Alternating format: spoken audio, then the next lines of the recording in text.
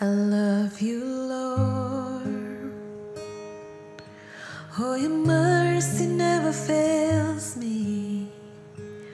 All my days I've been held in your hand.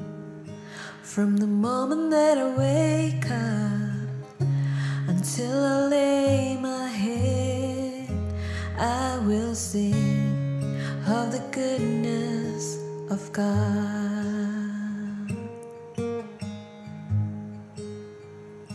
I love you, Lord. Oh, your mercy never fails me. All my days I've been held in your hand. From the moment that I wake up until I lay my head, I will sing of the goodness of God. All my life you have been faithful. All my life you have been so, so good. With every breath that I am able, I will sing of the goodness of God.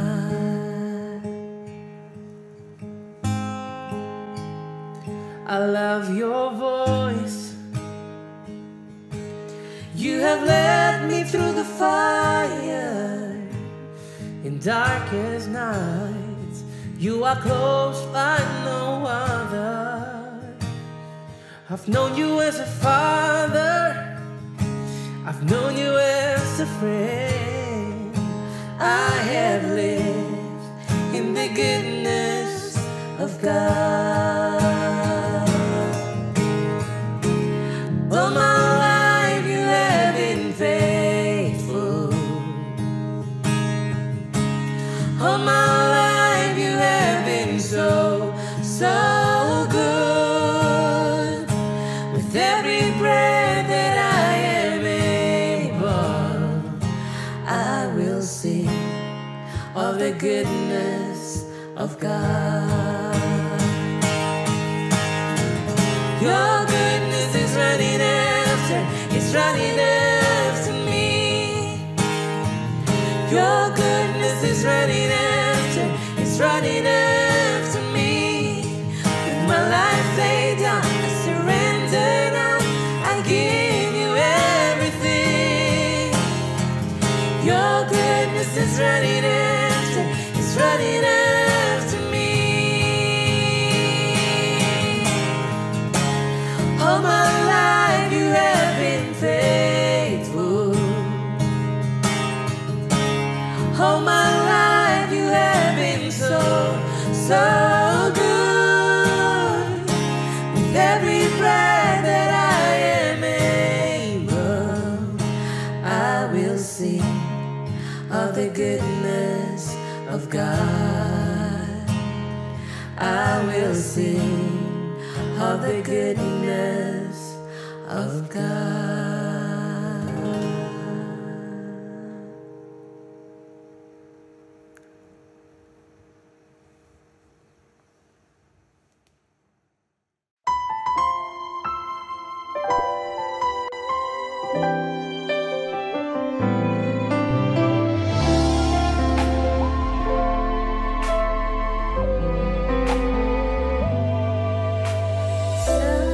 Semusim berlalu, namun kau selalu peliharaku.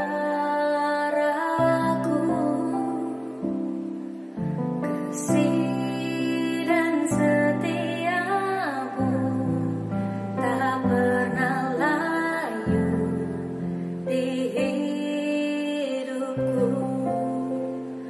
Lebih luas dari samudra, kebaikanmu Bapa takkan habis di hidupku. Lebih tinggi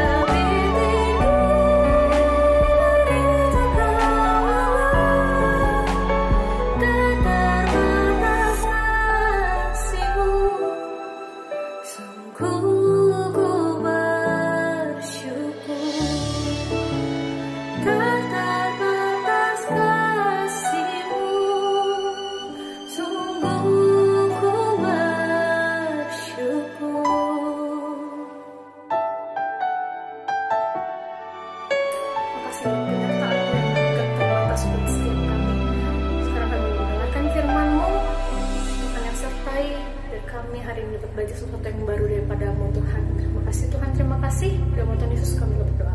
Amin.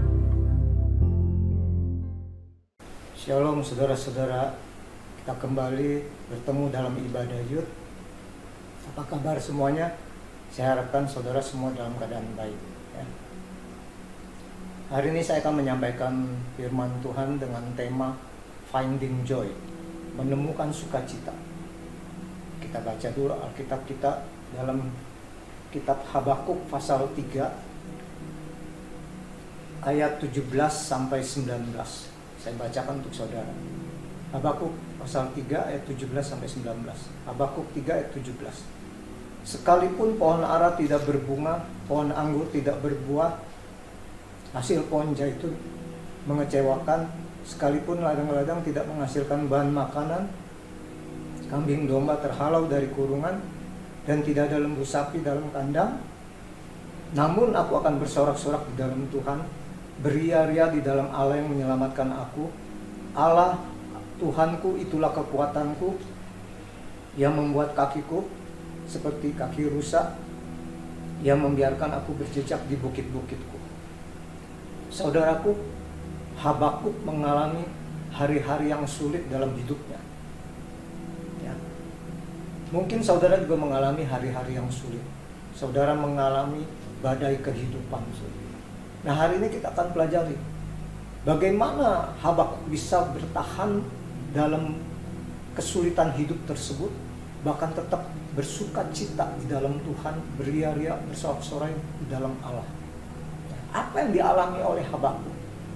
Yang pertama, Habakuk 3 ayat 17a dikatakan begini, sekalipun pohon ara tidak berbunga. Kalau saudara melihat sepuntung bunga, apa yang ada dalam pikiran saudara? Dan apa yang akan saudara katakan tentang bunga tersebut? Tentunya saudara akan berkata, cantik ya bunga ini ya. Tidak mungkin saudara berkata, cantik ya ranting bunga ini ya. Atau saudara berkata, cantik ya akar bunga ini ya. Nah, mungkin teman selevel saudara tidak pernah ke gereja, tidak pernah mau pelayanan, kehidupannya didandani oleh Tuhan ya. Jabatannya sangat cantik, naik jabatan terus dari waktu ke waktu, sementara jabatanmu di kantor engkau mengalami stagnasi. Atau mungkin juga temanmu bisnisnya berkembang, sedangkan saudara, bisnis saudara tidak berkembang. Keuangan temanmu yang selevel itu semakin bertambah-tambah, sedangkan saudara keuangannya minus ya. Nah, Habakuk mengalami ini saudara. Dikatakan pohon ara tidak berbunga. Saya punya teman tetangga seberang rumah, anaknya jual beli besi. Anaknya masih single, seorang pemuda. Jadi dia biasa pasang teralis besi, pagar-pagar, dan juga kanopi. Nah, beberapa temannya pesan sama dia besi-besi. Biasanya bayarnya itu ada periode. Setelah periodenya tiba, ketika ditagih tidak ada uang. Berapa kali ditagih tidak ada uang. Nah, dia kasih tahu pada papanya. Papanya itu panggil debt collector, orang Ambon. Dan orang Ambon itu menghampiri teman-temannya ini. Teman-temannya berkata, silakan kalau mau ambil apa yang mau diambil di rumah saya dalam keadaan tidak ada apa-apa. Saudara, akhirnya usahanya itu ditutup. Ya, kenapa? Tidak berbunga. Apalagi yang dihalami oleh Habakuk. Habakuk 3 ayat 17b dikatakan, pohon anggur tidak berbuah. Nah, supaya pohon anggur itu berbuah, itu harus diusahakan. Ya. Tanahnya dicangkul supaya gembur, disiram, diberikan pupuk. Mungkin saudara sudah melakukan usaha. Ya. Dan buah berbicara juga tentang kelanjutan hidup. Atau mungkin ya, orang tuamu sebagai penopang ekonomi mengalami goncangan ekonomi, sehingga saudara begitu takut akan masa depan saudara. Bisakah melanjutkan kuliah? Bagaimana dengan masa depan saya? Ya. Saudaraku, beberapa minggu yang lalu seorang teman datang ke rumah saya. Dan dikatakan, Pak King tahu nggak, waktu saya masih bekerja, beberapa teman saya menawarkan pekerjaan yang baru, saya tidak mau. Tapi semenjak saya kehilangan pekerjaan karena epidemi ini, saya hampiri ke teman-teman saya cari kerjaan, mereka juga kehilangan pekerjaan. Saya dapatkan uang 2.000 saja, itu susah, tidak bisa. Sampai-sampai saya setiap hari harus pinjam uang pada teman saya, 10.000. Nah, saya sampai berteriak sama Tuhan, Tuhan, saya mau hidup benar, tapi caranya nggak bisa begini. Gua perlu uang, gua perlu duit buat lanjutkan sekolah anak-anak gua perlu duit, banyak tunggakan yang harus dibayar. Dia marah sama Tuhan. Mungkin kondisi saudara seperti ini, saudara. Nah, pertanyaannya, apakah saudara tetap bisa bersuka cita? Karena Habakuk tetap bersuka cita di dalam Tuhan. Ya. Apalagi yang dialami oleh Habakuk. Habakuk 3 ayat 17c dikatakan, ladang-ladang tidak menghasilkan bahan makanan. Artinya apa? Artinya di ujung tanduk hampir habis. Saya kenal seorang bapak di mall yang tadinya punya sewa 5 toko. Semenjak epidemi ini, dia nggak bisa lanjutkan untuk bayar sewa tokonya, hanya punya 1 toko. Dan 1 toko itu pun untuk bayar service charge, dia nggak mampu. Dan dia mau nggak mau, saudaraku, harus berjualan di pasar malam. Ya. Ada lagi yang lain, saudaraku. Ya. Saya kenal seorang bapak juga yang biasa jualan kacamata di mall tersebut. 4 bulan tidak bisa saya bayar service charge. Akhirnya dengan cara bagaimana? Dia sedikit-sedikit kacamatanya dibawa pulang.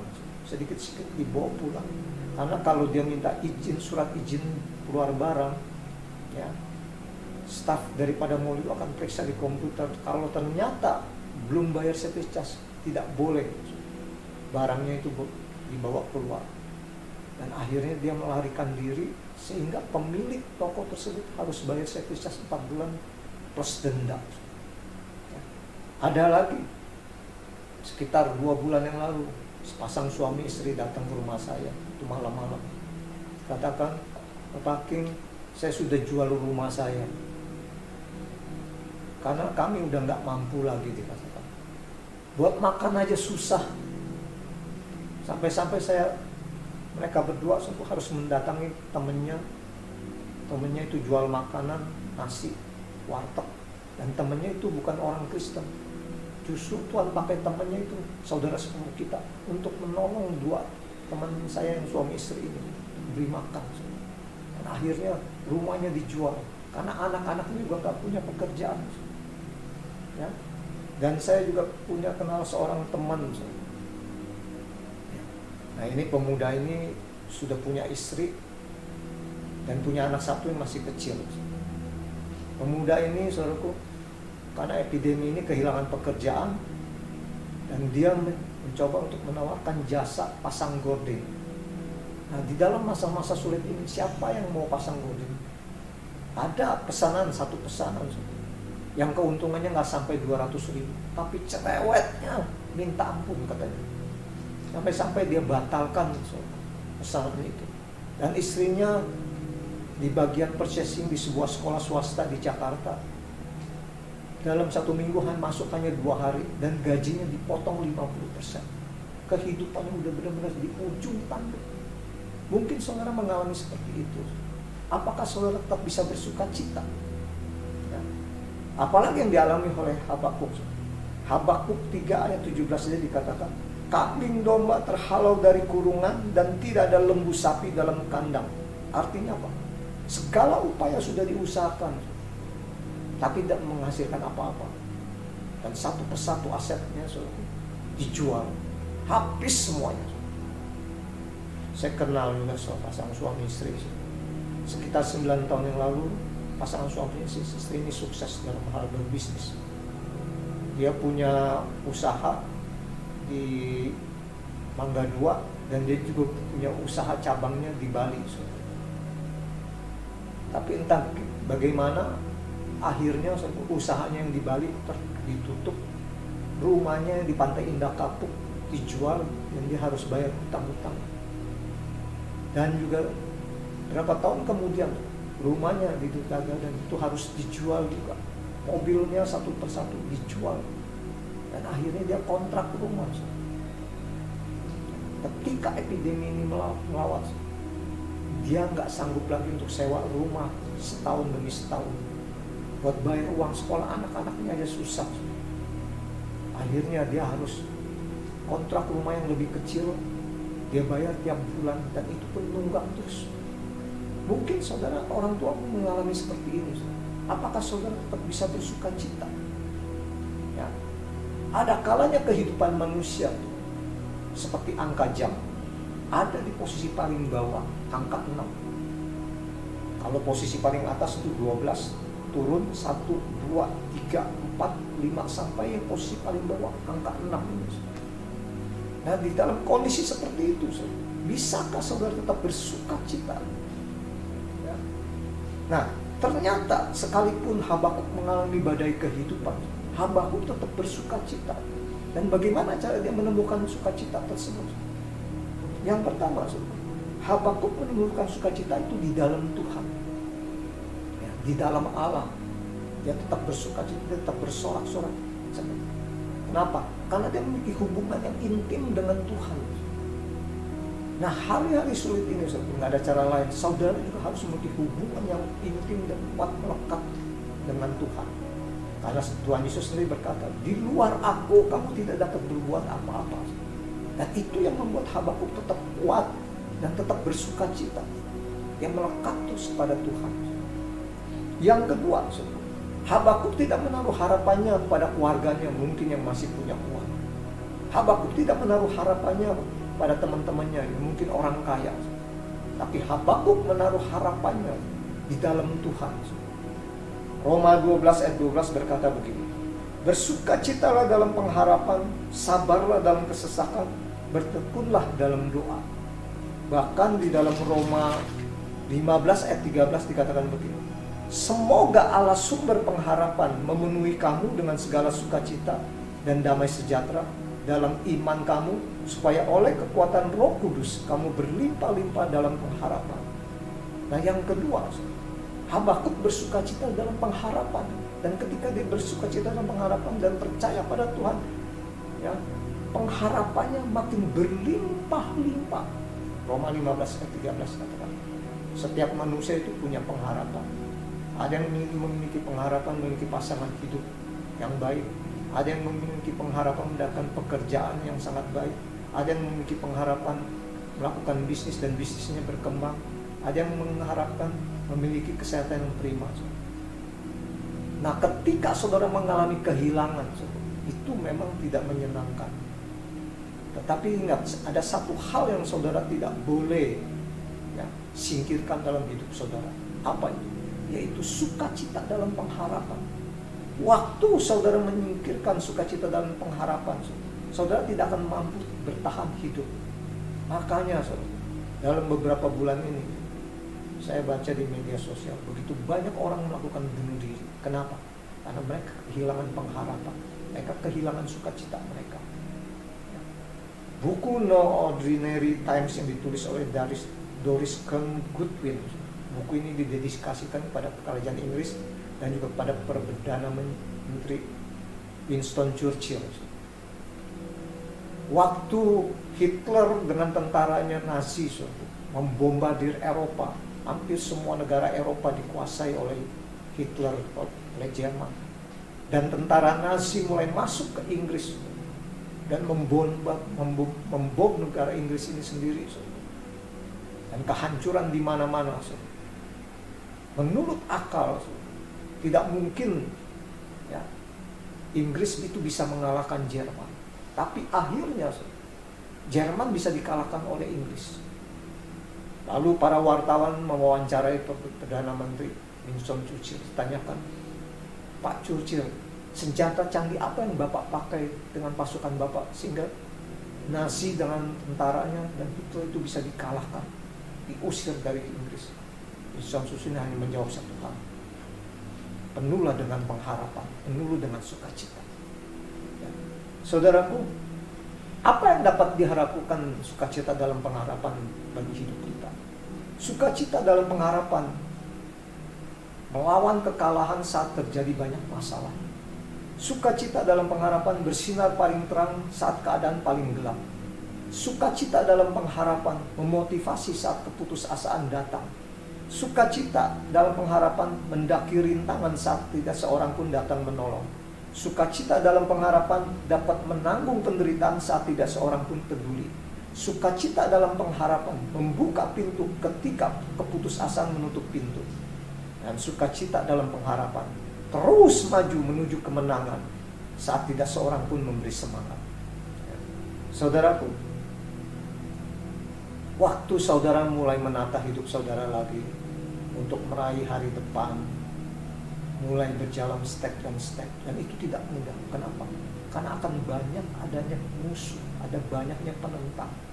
1 Korintus 16 ayat 9, Rasul Paulus berkata begini, sebab di sini banyak kesempatan bagiku untuk mengerjakan pekerjaan yang besar dan penting, sekalipun ada banyak penentang. Versi New King James-nya, Rasul Paulus berkata begini, sebuah pintu yang besar dan efektif telah terbuka bagiku dan ada banyak musuh.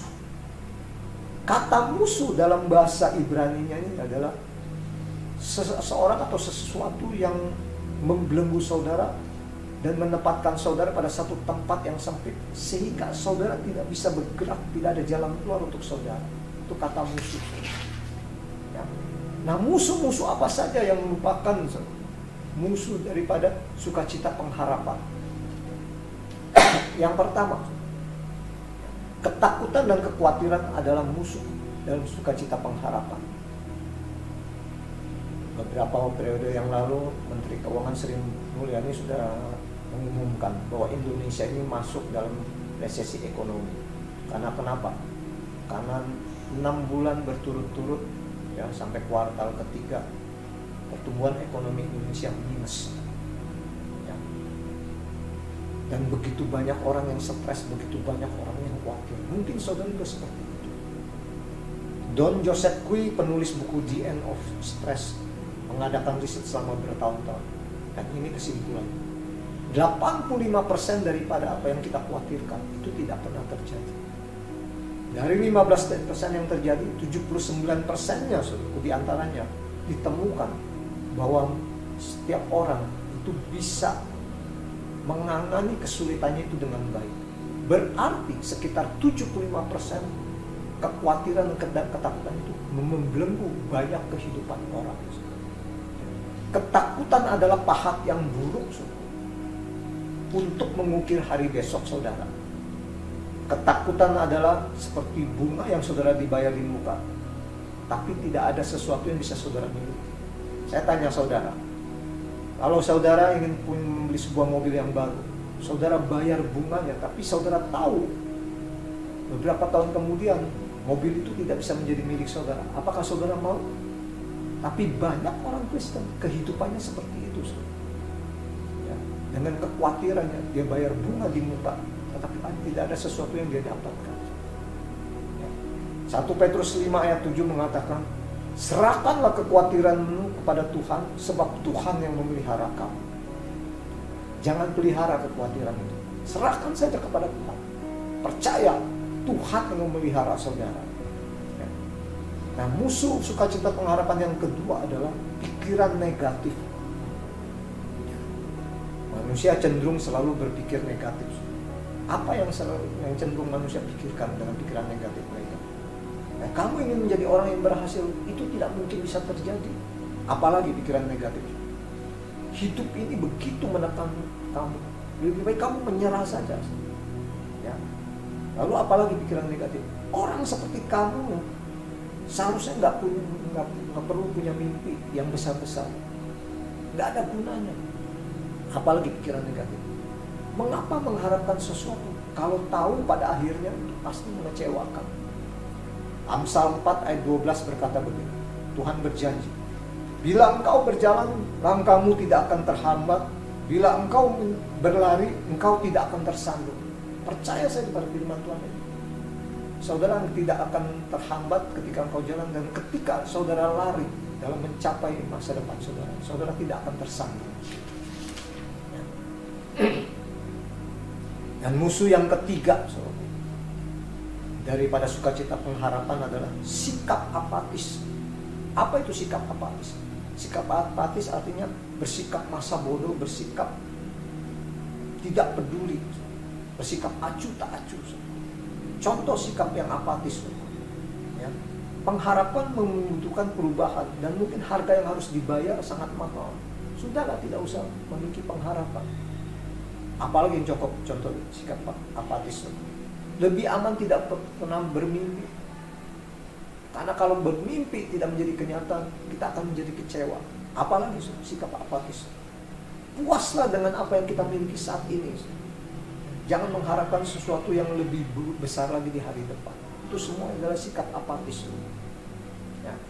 Saudara harus percaya akan janji Tuhan. Ketika saudara mengharapkan Tuhan, ketika saudara bersukacita, dan pengharapan saudara itu tidak akan sia-sia.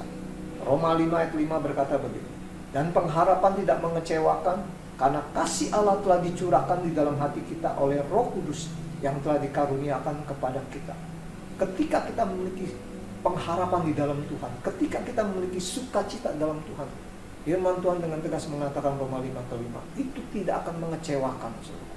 Itu sebabnya bangkitlah dari keterpurukan saudara. Percayalah, kalau Habakuk bisa melewati hari-hari sulit dan tetap bersukacita di dalam Tuhan, saya percaya saudara dan saya juga bisa melangkah dan menjadi orang yang berdampak dalam kehidupan ini. Berbahagialah kita yang bukan hanya mendengarkan firman Tuhan, tapi juga yang melakukan firman Tuhan. Mari kita berdoa. Bapa, hamba-Mu telah selesai berbicara kepada teman-teman youth gereja ini. Biarlah mereka seperti Habakuk, Tuhan. Sekalipun kehilangan segala-galanya, Habakuk tetap bersukacita di dalam Tuhan. Karena Habakuk mengandalkan dan berharap mengandalkan Engkau. Dan Habakuk menyingkirkan sikap apatisnya. Habakuk menyingkirkan pikiran negatif. Berkati teman-teman youth ini, Tuhan, di dalam nama Tuhan Yesus, Tuhan. Saat ini di pikiran mereka lemah, Engkau berikan kekuatan, Bapak. Apabila mereka dalam keadaan bersedih, Engkau yang menghiburkan. Apabila mereka mengalami masalah yang begitu berat, Engkau pasti berikan jalan keluar. Apabila mereka memiliki kelemahan tubuh, Tuhan yang menyembuhkan. Terima kasih Bapak. Mari saudara-saudaraku, angkat kedua tanganmu. Andalkan dan berharaplah kepada Bapa di surga dalam nama Yesus sebagai sumber berkat. Diberkatilah saudara ketika saudara hidup dalam takut akan Tuhan. Diberkatilah tanganmu, apapun yang tanganmu kerjakan, Tuhan buat berhasil dan beruntung.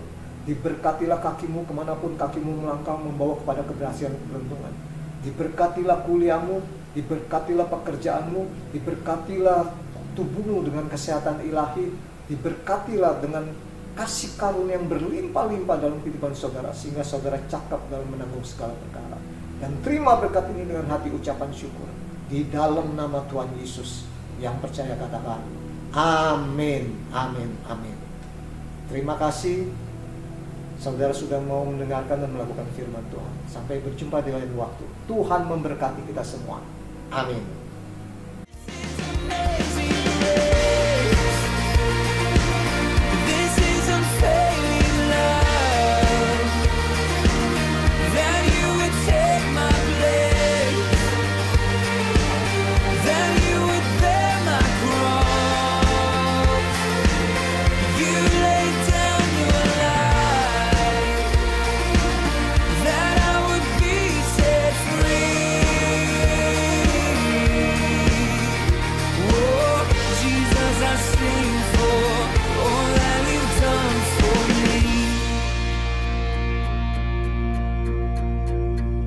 Worthy is the Lamb who was slain.